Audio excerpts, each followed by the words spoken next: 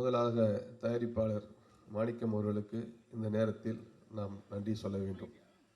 ஏன்னால் அவர் தயாரித்த அந்த படத்தில் வந்து பார்த்தீங்கன்னா ஒர்க் பண்ணது 100 பேராக இருப்பாங்க.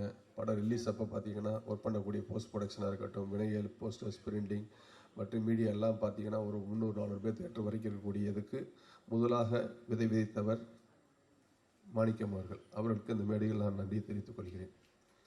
அதன் பிறகு விக்னேஷ் எனக்கு நெருங்கிய கால நண்பர். நானும் அவரும் பேச்சுலராக இருக்கும்போது ட்ராவல் பண்ணியிருக்கிறோம். பலகட்ட போராட்டத்தை அனுபவிச்சேன்னு சொன்னார். அதில் நானும் சில போர்ஷன்ஸ் அவரை கூட பார்த்துருக்கேன். இவர் இத்தனை படம் இதுவரைக்கும் நடிச்சிருந்தா கூட அவர் காலத்திற்கு ஒரு பேசக்கூடிய ஒரு படமாக இந்த ரெட் பலர் படம் அமையும். ஏன்னா அவ்வளோ எஃபெக்ட் பண்ணி அவ்வளோ இது பண்ணி ஒர்க் பண்ணியிருக்காரு வந்துட்டு. ஸோ இதுக்கு வந்து இந்த டீமில் வந்து அவரை வேலை வாங்கிக்கக்கூடிய டைரக்டர் ஆண்ட்ரூ வாசா சொன்ன மாதிரி ஒரு டைரக்டர் ஆண்ட்ரூ பாண்டியன் வந்து அவ்வளோ சிஜி ஷார்ட்ஸ் இது பண்ணி கம்பைன் பண்ணி அதை மெர்ஜ் பண்ணி அவ்வளோ ஹையன் குவாலிட்டியில் வந்து அதை கொடுத்துருக்காங்க. ஸோ இது ஒர்க் பண்ண டீம், மியூசிக் டைரக்டர்ஸ் எல்லாருக்குமே, மியூசிக் டைரக்டர்ஸ், எடிட்டர்ஸ், ஒரு கேமராமேன் எல்லாருக்கும் இந்த படம் பெரிய வெற்றி படமாக அமைன்னு கேட்டுக்கிறேன். விக்னேஷ் கடைசி ஒரு வார்த்தை சொன்னார். எத்தனையோ பேர் என்னை வந்து பண்ண வேணாம்னு சொல்லி சொன்னப்போ கூட சார் அந்த ப்ரொடியூசர் வந்து என் மேலே ரொம்ப கான்ஃபிடென்ட் வச்சு நான் பண்ணுவேன்னு சொன்னார். ஸோ அதற்கு விக்னேஷ் வந்து எந்த காலகட்டத்திலும், ஏன்னா அந்த அன்பு நட்பு தான் வந்து என்றைக்கும் தொடர்ந்து போய்கிட்டே இருக்கும். ஸோ இந்த படம் வெற்றி அடைஞ்சதுக்கப்புறம் கூட அன்றைக்கி அந்த ப்ரொடியூசர்ஸ் கொடுக்கக்கூடிய அந்த மரியாதைகள், அந்த அங்கீகாரங்கள், அந்த ரெஸ்பெக்ட் இருக்குங்கிறத நேரத்தில் நான் சொல்லிக்கிறேன். ஏன்னா அது சமீப காலமாக அது இல்லை. அது வாசாருக்கு தெரியும்.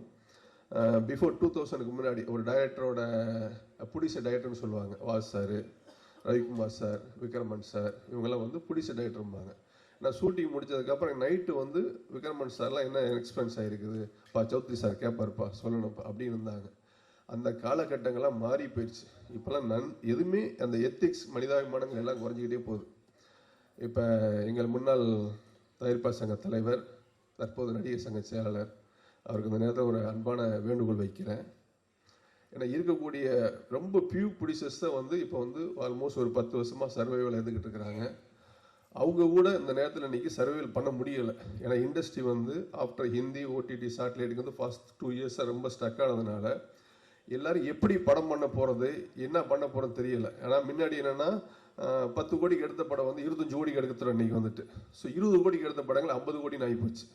இப்போ எல்லாமே 1 இயராக மார்க்கெட் ஸ்கிராப் ஆகி போய் எப்படி பண்ணுறதுன்னு தெரியாத சுச்சுவேஷன் இருக்குது. இதுக்கு தெலுங்குலாம் பார்த்தீங்கன்னா சார் ஒரு சின்ன அன்புதான் வேண்டுகோள் தான். ஒரு படம் முன்ன பண்ண ஆகி போயிடுச்சு அப்படின்னா நம்ம ஒரு பிளான் பண்ணி எடுக்கிறோம், கதையை கேட்குறோம், ஸோ நடிக்கிறோம், டைரக்டர் பிளான் பண்ணபடி சொல்கிறாங்க. பட் விசுவலாக பார்க்கும்போது கொஞ்சம் முன்ன பண்ண ஆகுது. அதில் சில நட்டெல்லாம் லாபங்கள் வருது உங்களுக்கு. அந்த மாதிரி வரும்போது வந்து தெலுங்கில் பார்த்தீங்கன்னா எல்லா ஹீரோக்களுமே முடிந்த வரைக்கும் அந்த தயாரிப்பாளரை காப்பாற்றுவதற்கு மனிதமான அடிப்படையில் ஏதாவது உதவி பண்ணிக்கிட்டு இருக்காங்க.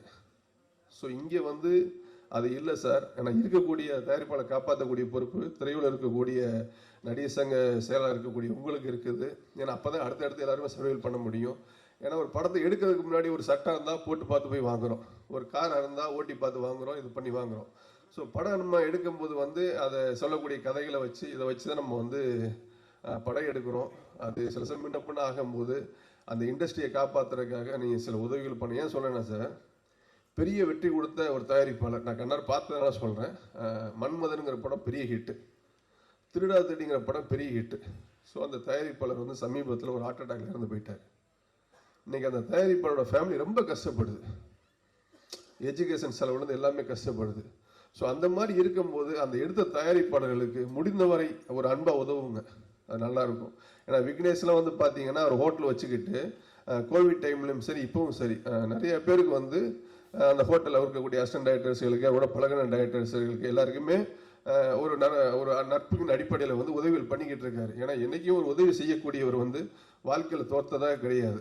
ஸோ இது சூரிய பண்ணிக்கிட்டு இருக்காரு, விசால் சார் நிறைய பண்ணிக்கிட்டு இருக்காரு. அந்த மாதிரி முடிந்தவரை தயாரிப்பாளர் காப்பாற்றுங்க சார். கண்டிப்பாக நாங்கள் கூட இருப்போம்.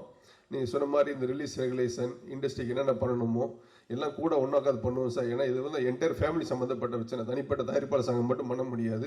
எல்லாருக்குமே அதில் பொறுப்பு இருக்குது. நீங்கள் நிறைய பார்த்துருக்கீங்க. நம்ம ஆல்ரெடி அன்றைக்கி டைப் பேசும்போது பார்த்தீங்கன்னா ஏற்கனவே வந்து ஃபெஸ்டிவல் டைமில் ஒரு 12 டைம் டேட்டில் மட்டும்தான் பெரிய படங்கள் வரணும், மற்ற டேட்டில் பூரா இந்த சின்ன படங்கள் வரும், மீடியமான படங்கள் வரணும்னு சொல்லி சொன்னோம். ஏன்னா மீடியமான படங்கள், சின்ன படங்கள் தான் இண்டஸ்ட்ரியில் ஒரு வெற்றி படைச்சதுன்னா அந்த டெக்னீஷியனுக்கும் சரி, அதில் ஒர்க் பண்ண கேமராமேன், மியூசிக் டைரக்டர்ஸ், ஆர்டிஸ்ட் எல்லாருமே அடுத்த ரெகக்னைஸ் கிடைக்கும். அதே மாதிரி கதையை நம்பி படங்கள் எடுங்க. கதைக்காக ஓடக்கூடிய படங்கள் தான் சமீபத்தில் இருக்குது. ஒரு பார்க்கிங்காக இருக்கட்டும், ஒரு ரப்பர் பந்தாக இருக்கட்டும், ஒரு மகாராஜாவாக இருக்கட்டும், ஒரு குடும்பஸ்தனாக இருக்கட்டும், சார் இப்போ ரிலீஸ் ஆன இந்த மகாராஜா வரைக்கும் பார்த்தீங்கன்னா எல்லாமே ஒரு ஸ்கிரிப்ட் பேஸ்டு. நம்ம ஸ்கிரிப்டை டேரக்டர் கிட்ட கேட்டோம், டேரக்டர் கோச்சுக்குருவார். ஆனால் இப்போ சூழ்நிலை அப்படி கிடையாது. இப்போ ஒரு ஓடிடிக்காரங்க வந்து என்டையர் படத்தை பார்த்துட்டு தான் அதுக்கப்புறம் அது ஃப்ரீ டிஸ்ட்ரிபியூஷன் ரிலீஸ் பண்ணுறதா, பே ஃபார் ரிவ்யூவில் ரிலீஸ் பண்ணுறதா என்னங்கிற மாதிரி ஆகிட்டாங்க. அதனால் படம் எடுக்கிறதுக்கு முன்னாடி அனைத்து தயாரிப்பாளர் சொல்கிறோம், ப்ரீ பிளான் பண்ணிக்கோங்க. எப்படி இந்த ஆண்ட்ரூ பாண்டியன் சார் வந்து எந்தெந்த ஷார்ட்ஸ், அதாவது 2800 சிஜி ஷார்ட்ஸ் சொன்னாங்க. அப்போ அந்த அவ்வளோ சிஜி ஷார்ட்ஸ் எங்கெங்கே வேணும், எங்கெங்கே இன்சர்ட் பண்ணணும், ஸோ எல்லாத்தையுமே ஒரு ப்ரீ பிளான் பண்ணியிருக்காரு. ஸோ ப்ரீ பிளான் பண்ணும்போது நிறைய வேஸ்டேஜ்கள் குறைக்கலாம். அதாவது தொழிலாளர்கள் கொடுக்கக்கூடிய சம்பளத்தை சொல்ல, அதர் வாண்டட் கிரியேட்டர்ஸுக்கும் அதர் டெக்னீஷியன்ஸ் கொடுக்கக்கூடிய எக்ஸ்பென்சஸ், ஷூட்டிங் டேஸ், இதெல்லாம் சேவ் பண்ணி பண்ணுங்க. இண்டஸ்ட்ரி இன்னைக்கு ரொம்ப மோசமான சூழ்நிலை இருக்குது. அதற்காக நல்ல கதையை பிளான் பண்ணி பண்ணுங்க. இந்த படம் மாபெரும் வெற்றியடைய என வேண்டுகொள்கிறேன். நன்றி, வணக்கம்.